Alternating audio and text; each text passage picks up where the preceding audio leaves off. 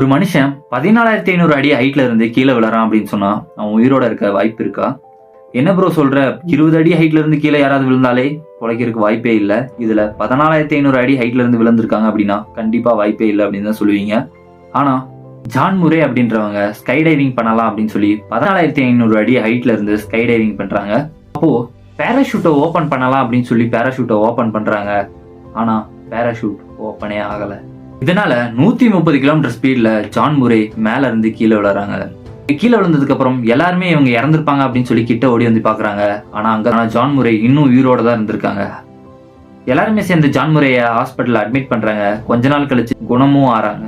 எப்படி இவங்க 14,500 அடி ஹைட்ல இருந்து கீழே விழுந்து உயிரோட இருக்காங்க அப்படின்னு கேட்டீங்கன்னா, மேல இருந்து கீழே விழும்போது ஒரு எறும்பு கூட்டு மேல விழுந்திருக்காங்க. இதனால எறும்புங்க எல்லாமே சேர்ந்து ஜான் முரேய கண்ணா பின்னான்னு கடிச்சது. இந்த எறும்புங்க எல்லாமே கடிச்சனால ஜான் முரேயோட ஹார்ட் பாத்தீங்கன்னா நிக்காம தொடர்ந்து துடிச்சிட்டே இருந்திருக்கு.